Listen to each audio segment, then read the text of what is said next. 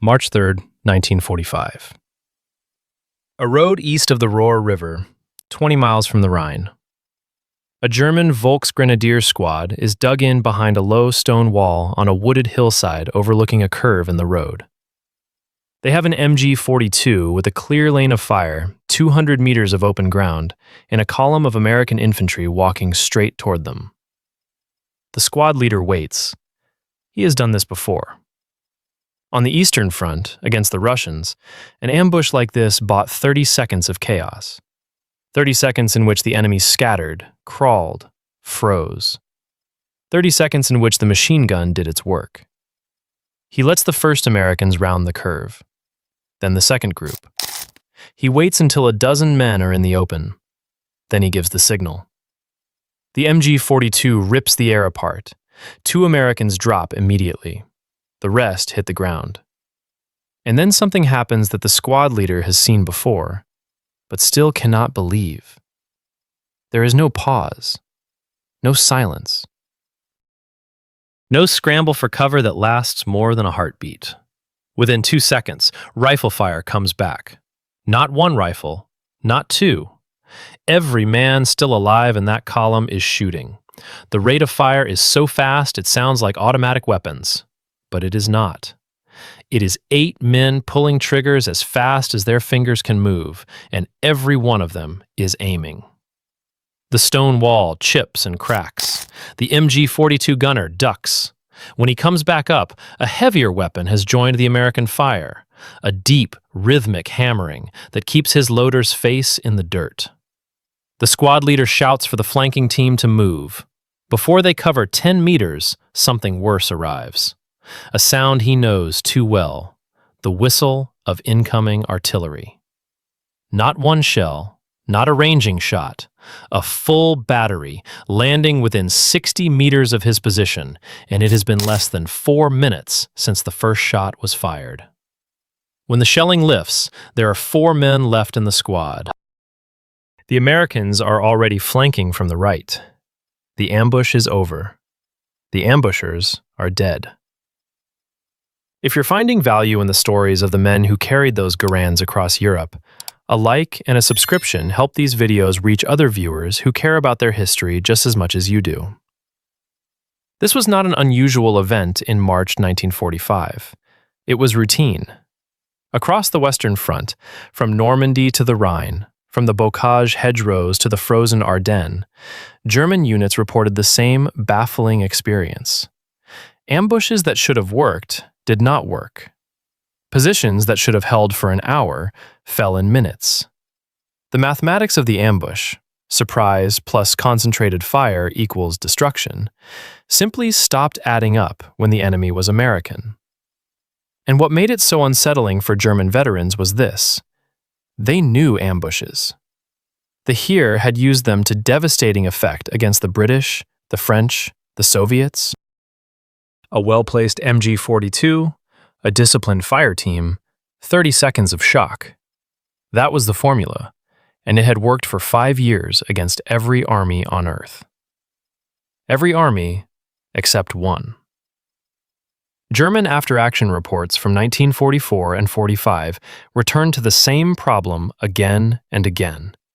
The speed of American return fire. The volume. The way it escalated instead of dying down. A German officer captured near Aachen in October 1944 told his interrogators that his company had initiated contact with an American platoon, and within 3 minutes, the fire coming back was so heavy that his men believed they had stumbled into a battalion. They had not. It was still the same platoon. Here is a number worth remembering. A German rifleman armed with a Karabiner 98K, the standard infantry weapon of the Wehrmacht, could fire 10 to 15 aimed rounds per minute. That was the bolt-action reality.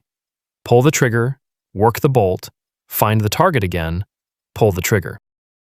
It was a rhythm that every army in the world understood, because every army in the world used the same kind of weapon. Every army except one. The American rifleman carried a weapon that changed the arithmetic of the first 3 seconds of every firefight. And if you understand what happened in those 3 seconds, you will begin to understand why every ambush the Germans set became a trap. Not for the Americans walking into the kill zone, but for the Germans who built it. But here is what the German squad leader on that hillside near the Ruhr did not know, and what would have terrified him if he had. The rifles were only the first layer. There were 2 more, and the third one was invisible. To understand why, you need to understand what an ambush is designed to do, not to the body, but to the mind. An ambush is a bet on human reaction time. The ambusher fires first. The target flinches. In that flinch, 1 second, sometimes 2, the target's brain is doing something very specific. It is trying to figure out where the fire is coming from. During that window, the target is not shooting back. He is processing. And in those 1 or 2 seconds of silence, the machine gun does its arithmetic. 1,200 rounds per minute, 20 rounds per second. 2 seconds of unanswered fire from an MG42 meant 40 rounds into a group of men who had not yet pulled a single trigger. That was the formula. It had worked against the Poles in 39, against the French in 40, against the British in North Africa, against the Soviets for 4 years. Every one of those armies carried bolt-action rifles, the Lee Enfield, the Mosin Nagant, the Lebel, the Berthier. And every one of those armies, when ambushed, produced the same response. A pause, then slow, deliberate return fire as men worked their bolts, found targets, and tried to build volume shot by shot. The German infantry had been trained to exploit that pause. It was Doctrine. The MG42 created the opening. The riflemen, with their Carabiner 98 KS, maneuvered during it. By the time the enemy organized a response, the Germans had either destroyed them or withdrawn. Clean, fast, predictable. Then they met the Americans. Pay attention to the next number, because it changes everything that follows. A trained American rifleman with an M1 Garand could put 40 to 50 aimed rounds downrange in 60 seconds. Not sprayed, not wild, aimed. Shoulder to cheek, sight picture, squeeze. The rifle did the rest. The gas system cycled the action, ejected the spent case, chambered the next round, and reset the trigger. The shooter's hands never left the weapon. His eye never left the target. Now multiply that by 8. A 12-man American squad, minus the BAR man and his assistant, minus the squad leader, put 8 Garand riflemen on the line. 8 men, each firing 40 aimed rounds per minute. That is 320 rounds per minute of aimed semi-automatic rifle fire, before the automatic weapon even opens up. A German squad that ambushed that formation expected 2 seconds of silence. What it got was a wall of return fire so fast and so dense that captured German soldiers consistently made the same mistake in interrogation. They reported being ambushed by a force 2 to 3 times the size of the unit they had actually engaged. They were not lying. They were doing math, counting the volume of incoming fire and dividing by what a bolt-action rifle could produce. The answer told them they were facing a company. They were facing a platoon. Think about what that means for the ambusher. You have built your position carefully. You have chosen your kill zone. You have waited. You have fired first. And within 2 seconds, the volume of fire coming back at you is greater than the volume you are putting out. Your MG42 fires 1,200 rounds per minute, but it is one weapon on a fixed arc with a 2-man crew that cannot move without dying. The 8 riflemen in the kill zone below you are spread across 50 meters, each one firing independently, each one aiming at your muzzle flash. You are now the one being suppressed. That is what the M1 Garand did to the mathematics of the ambush. It did not eliminate the advantage of surprise. It compressed it. The window of unanswered fire shrank from seconds to a heartbeat. And in that compression, something fundamental broke. Here is how a sergeant in the 2nd Infantry Division described it during the fighting near Hill 192 in July 1944. His squad walked into a German position dug into a hedgerow. 2 MG-42s and a dozen riflemen. Perfect concealment. Textbook ambush. The first burst killed his point man. The squad hit the dirt. And then, he said, every Garand in the squad opened up simultaneously, without an order, without a signal, just instinct and training, and a trigger that did not require a hand to leave the stock. Within 10 seconds, the German machine guns had stopped firing. Not because they were destroyed, but because the crews could not raise their heads. Remember that. The machine guns stopped. Not because of a grenade, not because of a mortar, not because of a flanking maneuver. Because 8 semi-automatic rifles put so many rounds into the hedgerow so fast that the gunners could not function. But here is what matters. That was only the first 3 seconds. The German gunners were suppressed, not dead. They could wait. They could reposition. They could resume fire when the Americans reloaded or moved. On the Eastern Front, that is exactly what happened. The initial exchange bought time, and then the ambush resumed its rhythm. Against the Americans, it did not resume, because something else was already happening in those seconds. Something the German squad could hear but not see. A heavier weapon, deeper in the American formation, had begun to fire. And the riflemen, still shooting, had begun to move. The Garand compressed the window. But it was what happened inside that compressed window that turned the ambush into a trap. That heavier weapon was the Browning automatic rifle, the BAR. And the way Americans used it in those first seconds after contact is the reason the ambush did not just stall. It collapsed. Picture the squad that walked into the hedgerow ambush near Hill 192. The Garands have opened up. The German machine gun crews are suppressed, heads down, unable to aim. But suppression is temporary. The moment the rifle fire slackens, a reload, a shift, a flinch, the MG-42 comes back up. That is how it worked against everyone else. Against the Americans, the fire did not slacken. Because while 8 Garands hammered the hedgerow, the BAR man, already prone, already aiming, began laying bursts directly into the positions the muzzle flashes had revealed. 20 rounds of .30 caliber automatic fire. Reload, 20 more. His job was not to kill. His job was to keep the German gunners in the dirt for the next 30 seconds. And 30 seconds was all the riflemen needed. Because they were already moving. This is where the American squad did something that no other army's squad was built to do. The moment the BAR locked the enemy's heads down, the riflemen split. One fire team kept shooting, Garands cracking, fast, aimed, relentless. The other fire team moved, not backward, not to cover, forward and to the flank, still firing as they moved. And because every man carried a semi-automatic rifle, even the moving team maintained suppressive fire while closing the distance. The Germans had a word for what this felt like on the receiving end. They called it Feuersturm, firestorm. Not because of the volume alone, but because it came from everywhere, and it never stopped. Now here is something you need to understand about the German squad, because it explains why the same tactic that crushed everyone else fell apart against the Americans. The German infantry squad was built around one weapon, the MG-42. The entire squad existed to serve that gun. The gunner fired. The assistant fed the belt.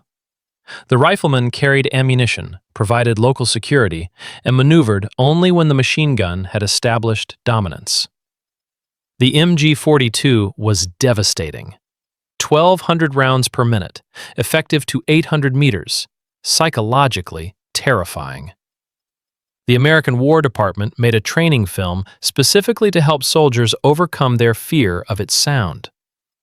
But the system had a flaw that the Germans never had to confront until they fought the Americans. The MG-42 was a single point of failure. Kill the gunner, and the squad lost 80% of its firepower in 1 second. The assistant could take over, if he was alive, if the gun was not damaged, if he could find the belt. The riflemen around him carried Karabiner 98 KS, 10 rounds per minute. They could not compensate for the silence of the machine gun. When the MG-42 stopped, the German squad went quiet. The American squad had no single point of failure. Kill the BAR man, and this happened constantly because the Germans learned to aim for the man with the heavier weapon, and someone else picked it up.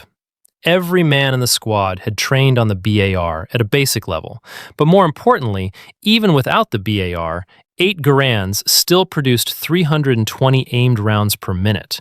The squad did not go quiet. It could not go quiet. There was no switch to turn off. By late June 1944, the Bocage had taught the Americans a brutal lesson about close-range ambush combat. The Hedgerows were a defender's paradise, every field a fortress, every gap a kill zone, every sunken lane a coffin. In the first weeks after D-Day, American squads walked into German ambushes and paid in blood. But what happened next is the part of the story that the Germans did not expect. The Americans learned. Fast. Faster than any army the Wehrmacht had faced. Within weeks, after-action reports from the front were reshaping squad tactics in real time. A platoon leader in the 79th Infantry Division wrote, "I recommend 2 BAR teams and an additional Tommy gun to a squad for hedgerow fighting." A company commander in the 12th Infantry Regiment reported, "Heavy automatic fire, especially from BARs, is the best way to flush out hedgerows." Unit after unit began acquiring extra BARs, scrounging them from supply depots, pulling them off casualties, requesting them through any channel available. By mid-July, squads that were doctrinally issued 1 BAR were fighting with 2, sometimes 3. This was not ordered from above. It came from the bottom. Sergeants and corporals who had survived 3 weeks of hedgerow fighting figured out what worked and demanded more of it. And the American supply system, which is a story in itself, delivered. Think about what this meant for the German ambush team, watching an American squad approach through a gap in the hedgerow.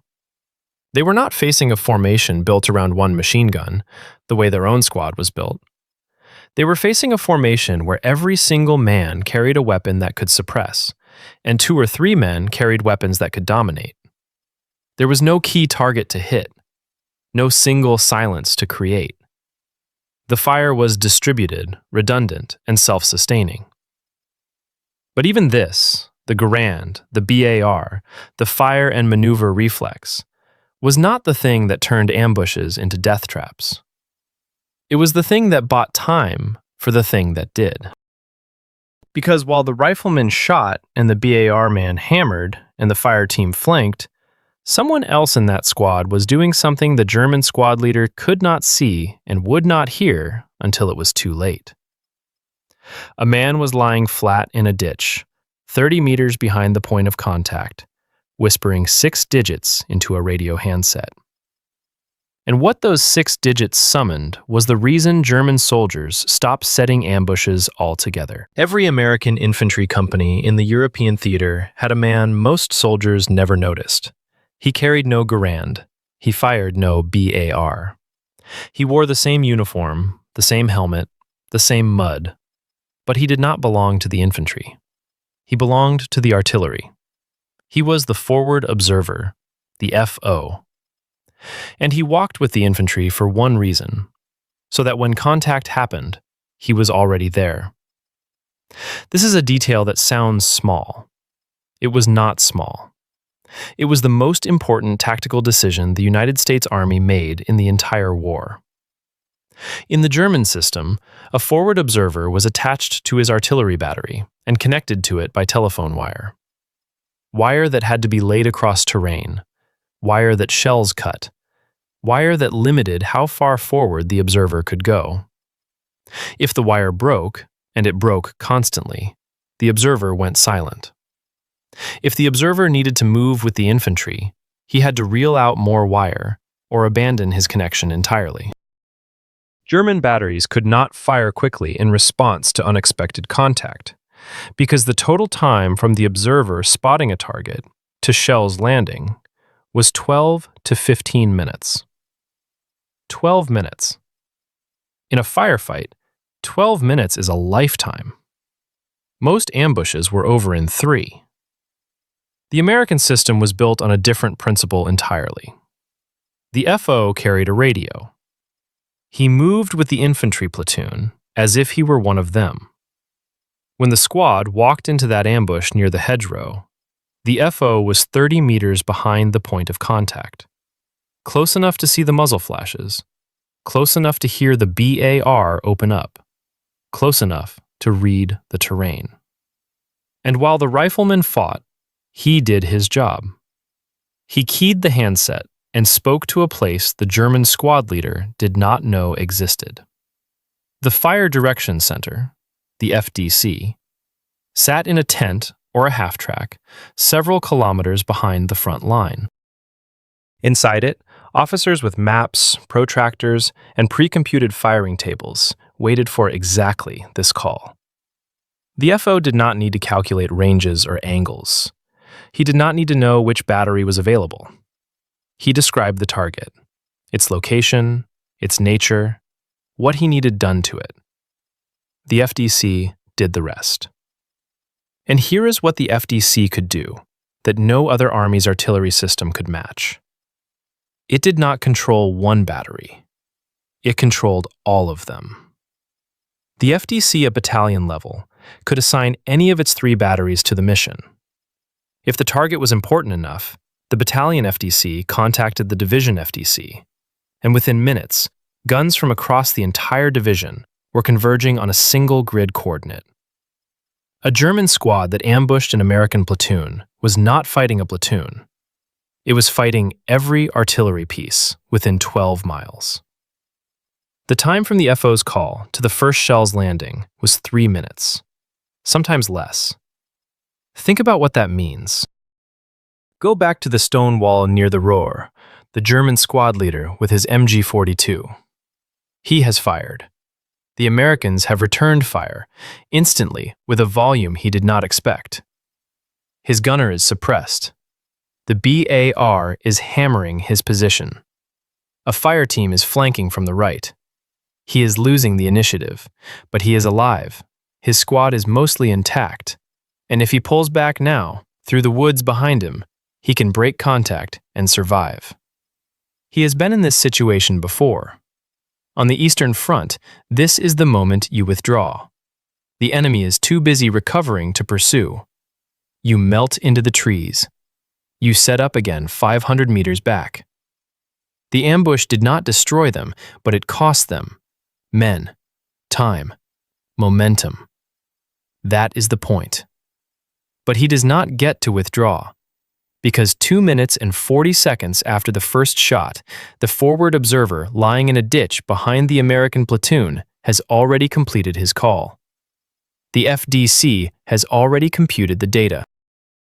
3 batteries of 105mm howitzers have already adjusted their tubes, and now 18 shells are in the air, converging on a rectangle of ground that includes the stone wall, the tree line behind it, and every escape route the German squad leader was planning to use. The shells arrive together. That is not an accident. It is a technique called time on target. Every battery times its firing so that the rounds from different distances land in the same 3-second window. There is no ranging shot, no warning, no first shell that tells you to run. Just silence, and then everything at once. The German squad leader on the Eastern Front faced artillery too. Soviet guns were plentiful and powerful, but Soviet artillery took time to coordinate. It arrived in barrages, predictable, area-targeted, something you could hear building and react to. American artillery arrived like a sniper round, precise, sudden, and addressed to you personally. A German officer captured in the Rhineland in early 1945 described it in terms that his interrogators noted were clinical, not emotional. He said that his unit had learned to calculate a simple equation before initiating any engagement with American infantry. The equation was, can we inflict enough damage in 3 minutes to justify what will arrive in minute 4? And increasingly, he said, the answer was no. That equation, 3 minutes, is the reason German ambushes died. Not because the ambushers could not inflict casualties in the opening seconds. They could. Not because American infantry was invulnerable. It was not. But because the cost of staying in position long enough to exploit the ambush was annihilation. The artillery made every ambush a suicide mission. And yet, there was one place where none of this worked. A place where the Garands, the BARs, and the radios all failed. Where American infantry walked into ambush after ambush and could not turn a single one of them around. A place so terrible that the men who survived it could not speak about it for decades. It was a forest. And what happened there proves everything. November 16th, 1944. The Hürtgen Forest, Western Germany, a dense black tangle of fir trees stretching 50 square miles along the Belgian-German border.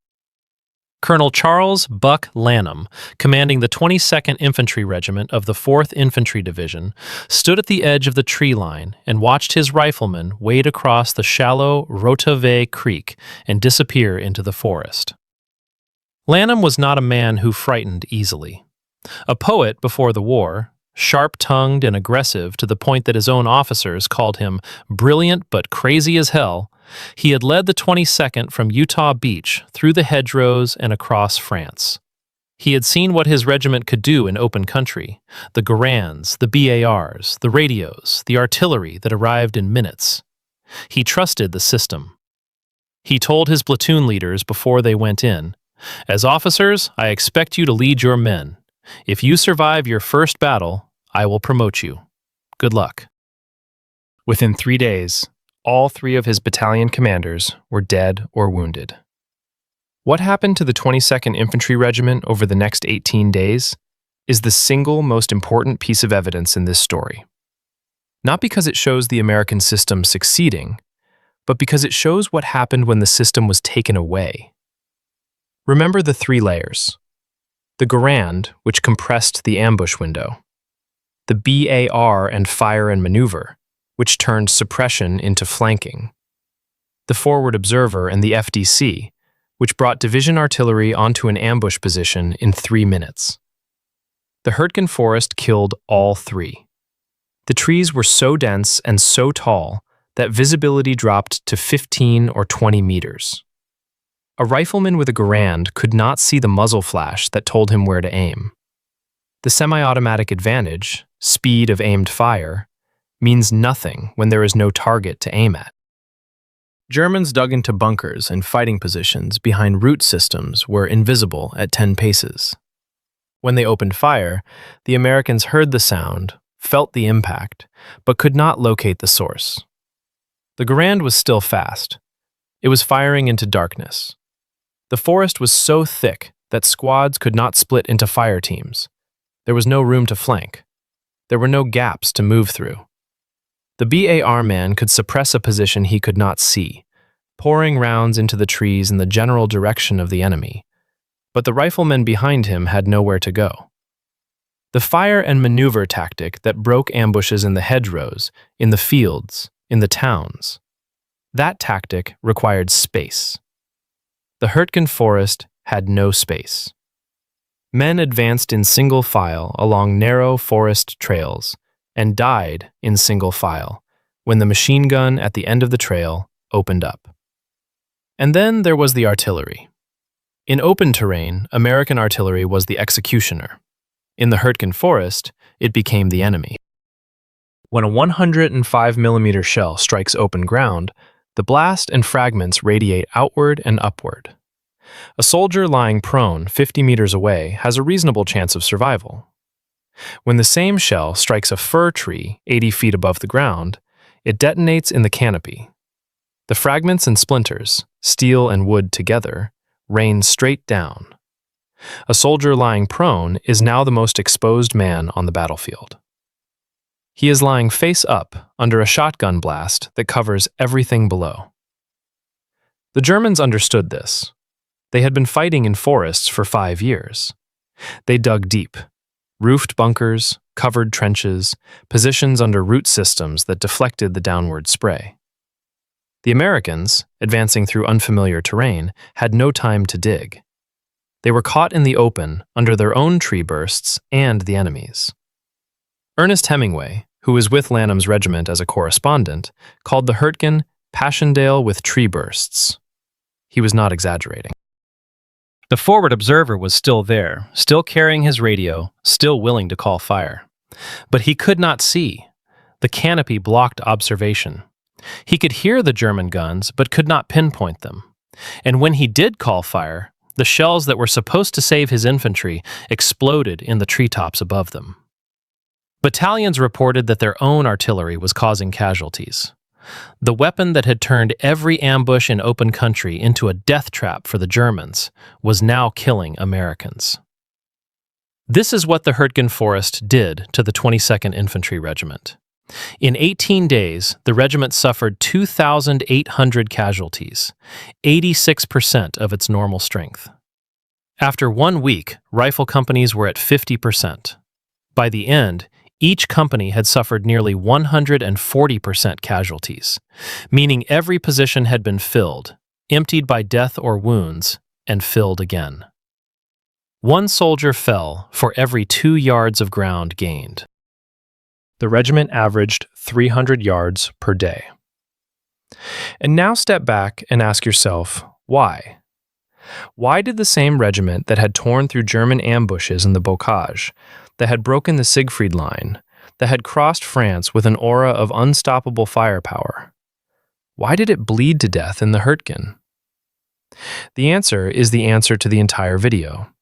Because in the Hürtgen, the terrain removed the 3 things that made American infantry lethal when ambushed: visibility for the Garand, space for fire and maneuver, and observation for the artillery. Take those 3 away, and the American squad was a group of brave men with good weapons and no way to use them. The Germans did not need better tactics. They needed the right forest. But the Americans came out of the Hürtgen. The survivors carried lessons written in the blood of friends they had buried under fir trees. And what those lessons produced in the final 4 months of the war was something the Wehrmacht had never seen. The men who walked out of the Hürtgen forest were not the same men who had walked in. Something had been stripped away. Not just friends, not just confidence, but an assumption. The assumption that the system would always save them. That the Garands and the BARs and the radio to the FDC would always be enough. The Hürtgen taught them that the system needed terrain to function. It needed sightlines. It needed space. It needed the sky. And in the last 4 months of the war, the survivors of the Hürtgen and the men they trained fought with a ferocity and a precision that came from knowing exactly what happened when the system failed. They would never let it fail again. What changed after the Hürtgen was not the weapons. The Garand was the same. The BAR was the same. The FDC was the same. What changed was the speed at which the 3 layers fused into a single reflex. Before the Hürtgen, the response to an ambush had been sequential. First, the riflemen returned fire. Then the BAR established suppression. Then the FO called artillery. 3 layers, 3 steps, 3 decisions. Each one took seconds, and each second cost lives. After the Hürtgen, the survivors compressed those 3 steps into one. The riflemen did not wait for the BAR to establish suppression before moving. The FO did not wait for the squad to win the small arms fight before calling fire. Everything happened simultaneously. The Garands cracking, the BAR hammering, the radio transmitting, in the same 3 seconds after the first German round was fired. It was not a tactic anymore. It was a reflex, as automatic as flinching from a flame. And the Germans noticed. February 23, 1945.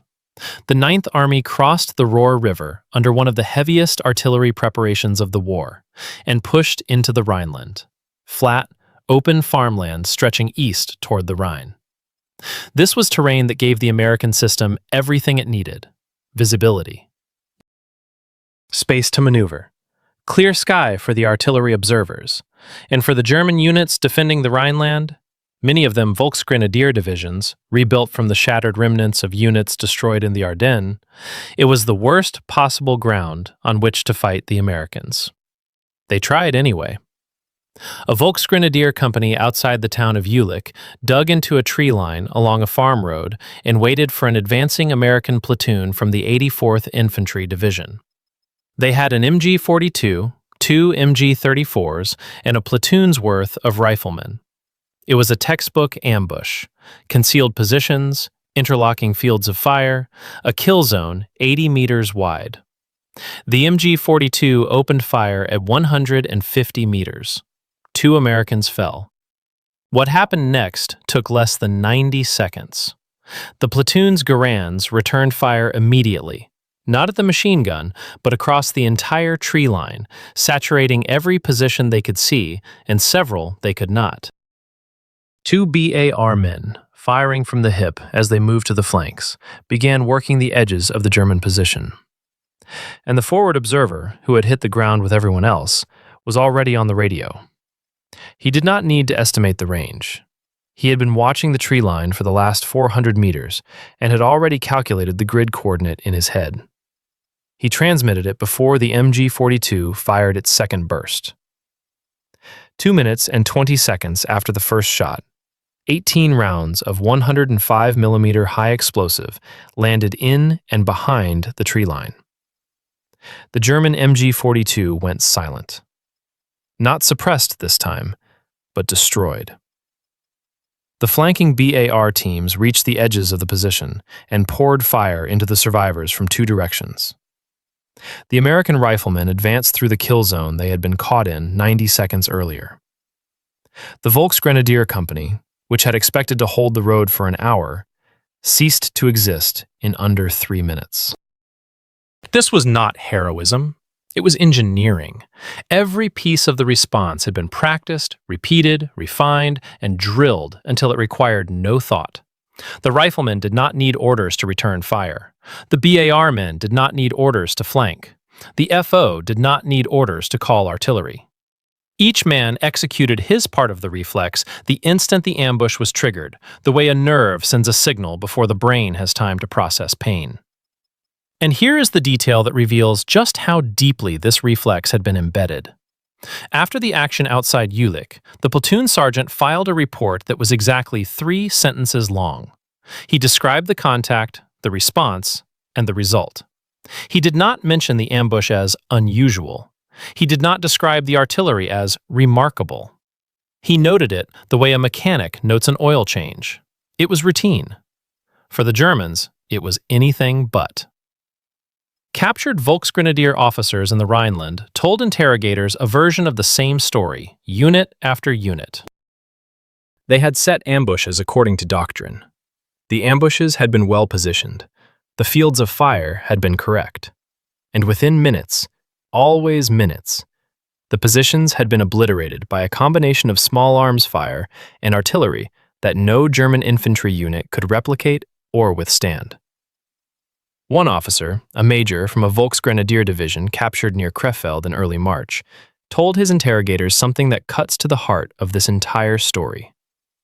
He said that by February, his standing order to all platoon leaders was simple: do not initiate contact with American infantry unless you can destroy them in 60 seconds and withdraw before the second minute. If you cannot guarantee both conditions, do not fire. Do not fire.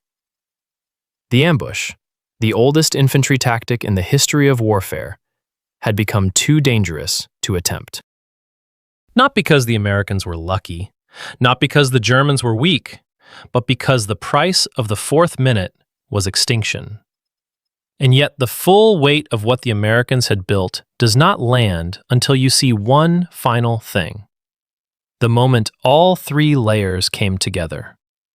Not in 90 seconds, but across 5 days, against an enemy that refused to stop coming. To see all 3 layers tested to their absolute limit, pushed past the point where any reasonable calculation said they should have broken, you need to go back 7 months before the Rhineland. Back to August 1944. Back to a hilltop in Normandy that most people have never heard of. Hill 314, east of the town of Mortain. August 7th. The American breakout from Normandy had ripped open the German front.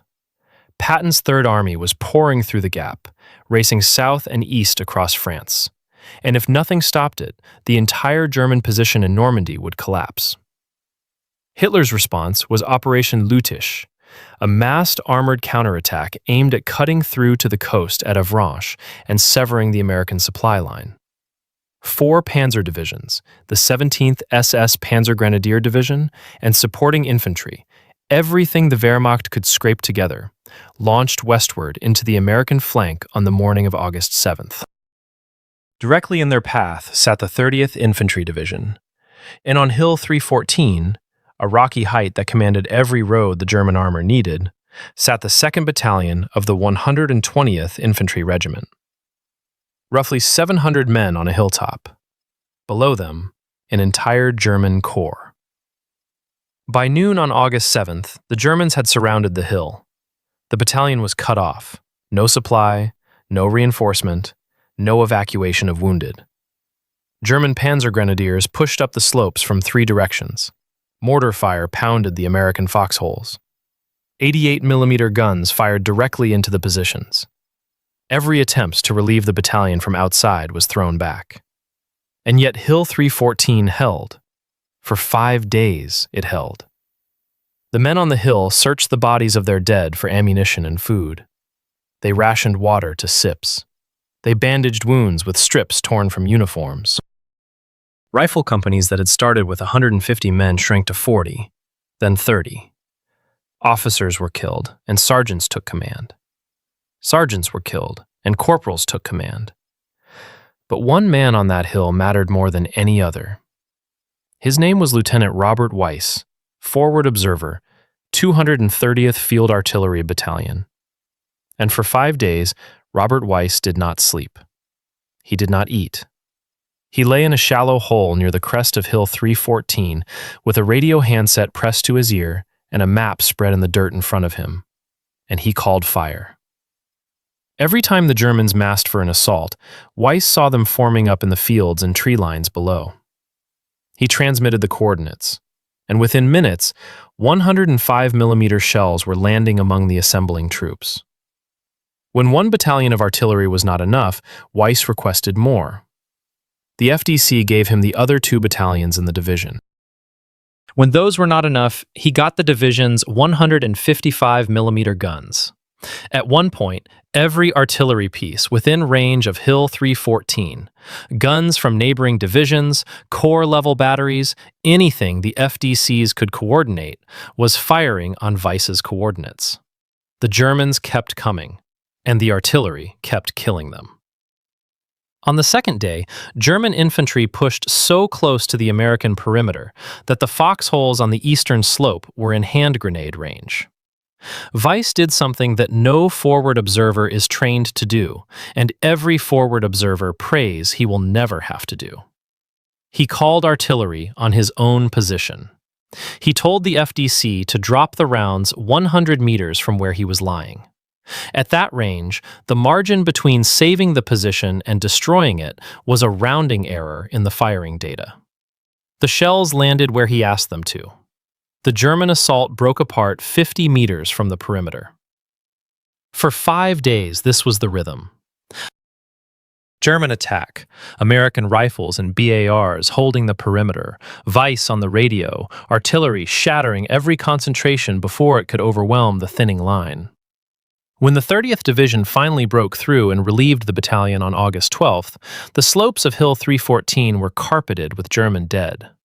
General Fritz Bayerlein, commanding the Panzer-Lehr Division, one of the finest armored formations Germany had, was captured 2 years later and interrogated about Mortain. He estimated that Panzer-Lehr lost 50% of its attacking force. American estimates were higher.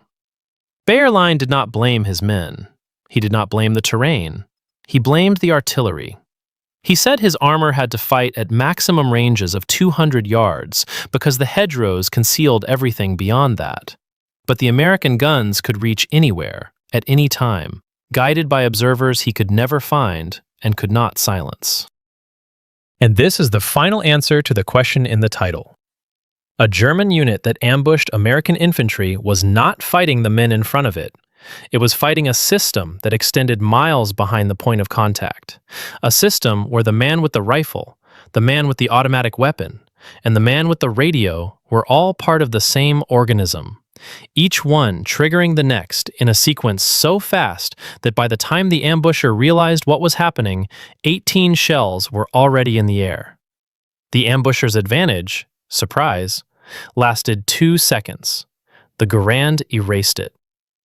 The BAR and the flanking fire team seized the initiative, and the forward observer, lying flat with his radio, delivered the killing blow before the ambusher could withdraw. 3 layers. 2 seconds, 30 seconds, 3 minutes. And the ambush was no longer a tactic. It was a coffin built by the men who set it. There remains one question. What became of the men who built this system? Not the generals, not the planners, but the riflemen and the forward observers and the BAR men who carried it on their backs across Europe. The stone wall east of the Ruhr is still there. It runs along a farm road in a stretch of western Germany that looks the way it looked 80 years ago.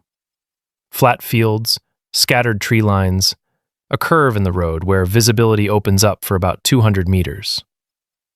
If you walk along it today, you can see why a machine gun team would choose that spot. The angles are perfect. The elevation is slight, but enough. The trees behind offer cover for withdrawal. It is a textbook ambush position. And it is a grave.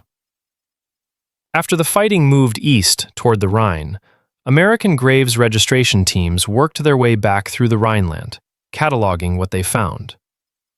At positions like the stone wall, and there were hundreds of them scattered along every road the Americans had advanced through, the story was the same.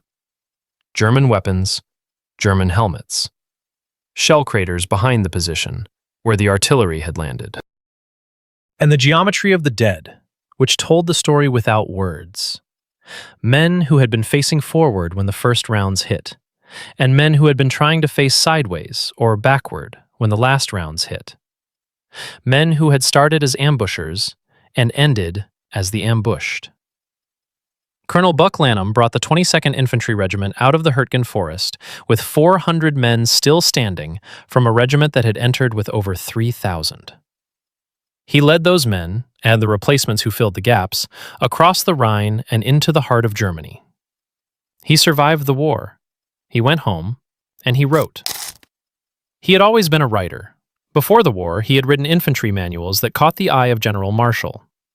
After the war, he wrote about what he had seen, though never as much as his friend Hemingway wanted him to. Some things, Lanham said, did not fit into sentences.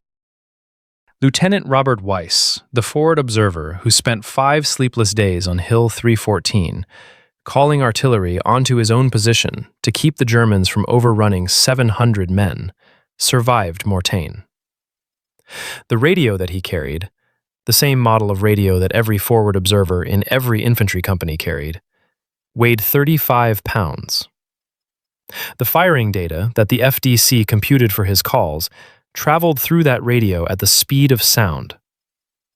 The shells that the data produced traveled at 1,500 feet per second. And the system that connected Weiss's whispered coordinates to the 105mm guns 6 miles behind him was the same system that connected every forward observer to every artillery battery in the United States Army.